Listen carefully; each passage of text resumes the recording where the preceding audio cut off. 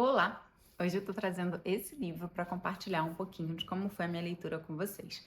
Eu sou a psicóloga Ana Cavalcante e vamos conversar.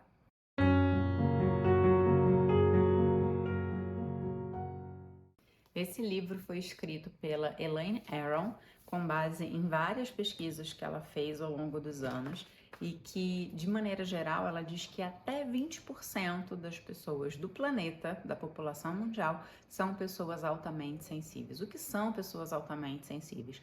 São pessoas com percepção mais aguçada, com a sensibilidade, com sensibilidade física, sensibilidade artística, sensibilidade sensorial mais elevada. E essas pessoas, elas podem ficar um pouco mais irritadas, um pouco mais cansadas em ambientes que têm muitos estímulos.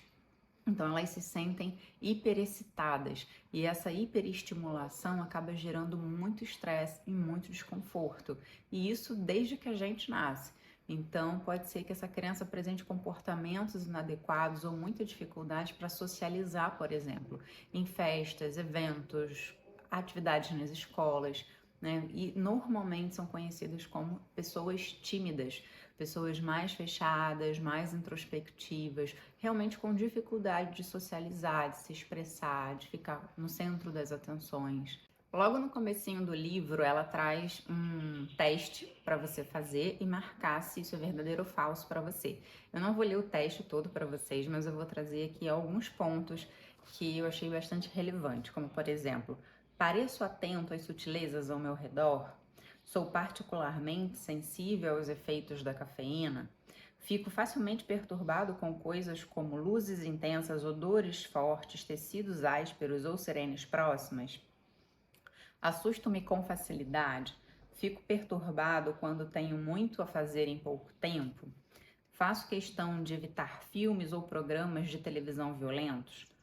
Dou alta prioridade a organizar a minha vida de modo a evitar situações perturbadoras ou avassaladoras? Quando era criança, meus pais e meus professores pareciam me considerar sensível ou tímido? Entre outras. O que é interessante é que, lendo esse livro, ela não trata pessoas altamente sensíveis como um diagnóstico, como uma doença, como algo que precisa ser tratado. Ela traz bastante clareza para a distinção de que são apenas características de um modo de ser. São pessoas mais sensíveis e não necessariamente isso é negativo. Ela traz pontos de como lidar com isso, como se adaptar, como saber valorizar esses aspectos da sua personalidade, do seu jeito de ser, inclusive com bases até fisiológicas, né? Porque a nossa percepção auditiva é algo da nossa sensibilidade auditiva, não tem como mudar em relação a isso. Né? Então, ao longo do livro, ela traz várias situações em que a pessoa altamente sensível pode, inclusive, ser mais indicada para algumas atividades profissionais, por exemplo, do que outras. E aí não só a timidez e a dificuldade social, mas ela ressalta que são pessoas que demonstram grande criatividade, percepção, paixão e zelo por aquilo que fazem. Mas são pessoas também conhecidas por serem reservadas, introvertidas e com necessidade de maior tempo de solidão. Né? Essas pessoas, elas acabam precisando de um tempo sozinho, em silêncio, calmo, tranquilo, para se reorganizar internamente, para estar consigo mesmo, para voltar ao seu equilíbrio.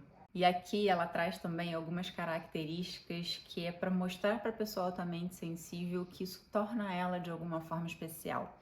Então ela coloca que a pessoa é melhor em encontrar os erros e em evitar cometê-los, que a pessoa é capaz de uma profunda concentração, que é capaz de refletir com frequência sobre os próprios pensamentos, que é capaz de aprender sem ter consciência de que aprendeu, simplesmente sabe e não sabe como, ficou sabendo daquilo, mas porque tem a percepção muito aguçada, não toda a percepção, mas tem a percepção muito aguçada. E tem uma parte muito interessante do livro que ela fala sobre as nossas experiências infantis, como nós éramos, sugere que a gente pergunte às pessoas que cuidavam da gente, aos nossos pais, quais dificuldades que a gente apresentava. Isso acaba sendo muito determinante da forma como a gente vai lidar com essa hiperestimulação, com essa sensibilidade mais aguçada. Porque quando a criança começa a ficar muito irritada, muito nervosa, muito inquieta, como que esses pais cuidaram disso? Essas pessoas deram um apoio para essa criança, acolheram essa criança, ou essas pessoas não conseguiram dar esse suporte, não entenderam o que fazer e acabaram repreendendo essa criança no momento em que ela estava ali angustiada, agoniada, sem saber o que fazer. Então ela traz esse trecho aqui. A intensidade é tudo que perturba, criando uma tempestade de hiperexcitação. Tomem nota, pessoas altamente sensíveis, a hiperexcitação é a primeira e mais básica experiência angustiante da vida. Nossas primeiras lições começam no nascimento e se prolongam. E ela coloca mais aqui. Pessoas altamente sensíveis criadas com um sentimento de apego seguro, que podem confiar no suporte daqueles que cuidam delas, sabiam que contavam com um bom recurso e conseguiam lidar bastante bem com o excesso de estímulos. Acabaram aprendendo a fazer por si mesmos aquilo que os bons cuidadores faziam, né? Então, se os cuidadores foram bons ao acolher essa hiperexcitação e cuidar da criança para ela se autorregular, então essa criança vai crescendo aprendendo a fazer isso por si mesma. E também é muito comum que, tendo esse apoio seguro ou não, a pessoa altamente sensível vai se desenvolvendo e precisando lidar com as coisas que acontecem, com as dificuldades que ela vai encontrar na vida, e ela vai encontrando meios de se ajustar socialmente, se ajustar profissionalmente, se ajustar nos relacionamentos, tudo aquilo que ela precisa lidar com essa hipersensibilidade. Ela vai desenvolvendo recursos sem entender o porquê talvez ela seja um pouco diferente das outras pessoas, mas ela encontra um caminho para essas características. E um outro ponto que eu me lembrei é que quando as crianças não aprendem a encontrar uma forma de lidar com essa hipersensibilidade, é possível que um dos caminhos seja negligenciando essa sensibilidade, fazendo como se fosse uma ruptura da percepção do seu próprio corpo, se anulando. Então fica uma pessoa dividida. Talvez até aquilo que era hipersensível deixa de ser sensível, passa a ser insensível, né? Aquele corpo perde a sua potência de sensibilidade, perde sua potência criativa, perde a sua potência relacional. A criança vai se embotando, né? Ela vai mergulhando, indo para dentro e pode virar um sujeito que tenha bloqueios inúmeros nas relações, nos contatos, na socialização, inclusive no próprio potencial de desenvolvimento. Tem um capítulo que ela fala especificamente sobre os relacionamentos sociais. E ela coloca que a timidez é o medo de que os outros não vão gostar ou não vão nos aprovar. É uma resposta a uma situação, é um determinado estado e não uma característica sempre presente. A timidez, mesmo a timidez crônica, não é hereditária, a sensibilidade é. Então, assim, ainda traz esse dado da pesquisa de que a sensibilidade pode ser hereditária, você pode identificar mais pessoas tão sensíveis assim na sua família, né? E também ela diz que com treino, você consegue desenvolver habilidades sociais e melhorar as suas relações. Mas ainda que você consiga melhorar nas suas relações, talvez você seja conhecido por características como ser uma pessoa discreta, ponderada, atenciosa, sensível, porque de fato é o que a pessoa altamente sensível é. Ela não deixa de ser. Ela talvez aprenda como lidar melhor com essas características, tirando o melhor proveito disso.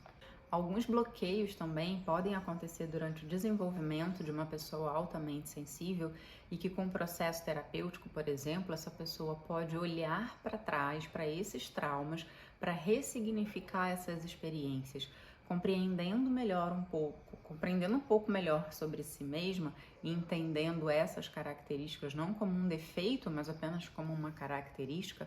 Ela pode olhar para situações que viveu, experiências que teve, traumas que teve e ser mais compreensivo com aquele momento, ressignificando, atualizando e desvinculando as situações do momento presente daquele trauma que ela vivenciou, dando a possibilidade a si mesma de fazer diferente hoje. E também outro ponto bastante interessante é que ela coloca como as pessoas altamente sensíveis chegam ao mercado de trabalho, o que elas identificam como vocação para desenvolver uma profissão. Ela fala que até pelas características da pessoa altamente sensível, são pessoas boas de ouvir o outro, são pessoas boas para cuidar do outro, pessoas boas para aconselhar o outro, pessoas extremamente sensíveis na parte das artes, então artistas, médicos, enfermeiros, fisioterapeutas, psicólogos, sacerdotes religiosos, pessoas que têm essa profissões que trazem essa característica, não de um líder, não de uma pessoa que vai desbravar e fazer coisas muito audaciosas, expansivas, extremamente comunicadoras, mas pessoas que estão ali fazendo o trabalho delas, fazendo bem feito, com extrema atenção, cuidado, zelo, responsabilidade, da forma delas. E aí, o que você achou? Se identificou? Tá na dúvida? Acha que você pode ser uma pessoa altamente sensível? Se o tema te interessa, te instigou a querer saber um pouco mais, sugiro que você compre esse livro, busque conteúdos a respeito e leia mais, conheça um pouco mais. Ser uma pessoa altamente sensível não é ruim, você só precisa desenvolver o seu processo de autoconhecimento.